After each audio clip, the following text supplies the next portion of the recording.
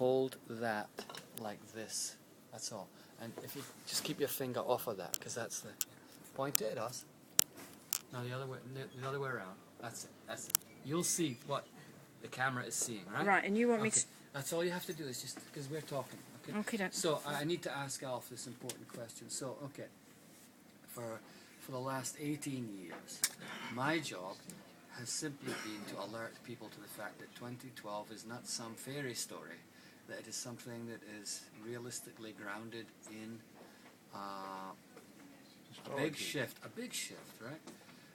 And so now you're saying that there is it's not what people think it's going to be, and I'm saying the same. It's something that's got to do with human consciousness. 2012 is all about human consciousness. No. Let me give you all the books you read, and I've read them all, will give scientific case for this conjunction. Yes, the center of the galaxy, now, let's the assume line. that's true. We're 26,000 light years away from the core center of the galaxy. Yeah. And you can imagine, let's say there is such an energy, and that somehow is going to affect the consciousness of our planet. If you take it in time, in physical terms, that would be less than a pebble of sand than a bloody arse end of water. No. And if it was a physical force, but hey, you're sitting down and you belie the whole thing. Your mind is not a physical force. That's right. It's a non-physical energy. Now the cosmos and our galaxy doesn't radiate non-physical energy. It's only in the past 40 years that here science has discovered that we can have mass now without any... we can have energy without mass. Energy without mass, yeah. Which is where you are. Where's your brain, man? The question is that there is no way that any influence, physical influence of the galaxy could raise the consciousness of man. Yes, No way. No way. But there is a way. There is a way. Oh yes, there is a way. Now, well, it is perfectly true, of course. The proximity and the coordination, Manufacturers. No, mass motion task. Okay, right. Will undoubtedly influence the physical relationships of the planet. Look, we're not talking about that. We're talking about the conscious mind of the whole of humanity. That doesn't come from there. No way. No, never did. I'll give you that. And it never did. So that shoots you up the arse, and you're thinking, what are you left with? Yeah? What are you left with? What are you left with? That's a very good question. What you're left with is a lot of people are scared and frightened, not knowing what the hell this is going to be, what the hell is going to happen. And take it now where we are. Our dysfunction in our world is total, total. I had this in 2012, boy, and we're in a real stoke.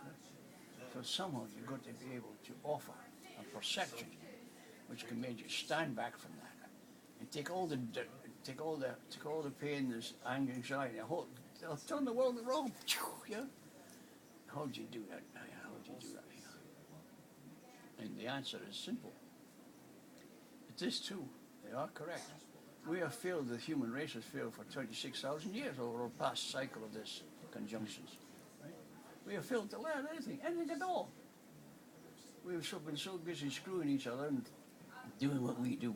The tragedy is, of course, the creation created a magnificent vehicle in the human body to experience everything, mentally, physically, and spiritually. But unless you understand the dynamics involved in the connection between all of this, you're dead in the water. And of course, it was a lot easier to go screwing and worrying about being spiritual and all the rest of the jazz and just keep screwing for the life. Oh boy, I tell you. I can't wait to read this. It's just right up my alley. Well, you've got, an author, you can present things and all. I'm not an author. It just goes poof. Yeah, well, now we've got the combination right, so the safe can be unlocked. We can take the treasure out and deliver it. Yeah. That's what we're talking about now. No, the world is begging now. Out there. Tell us what to do. Yeah. It's exactly, then it wasn't like that. Particularly in 2012. It wasn't like that before. It's only now. It's When we're really on our uppers, everyone. Yeah.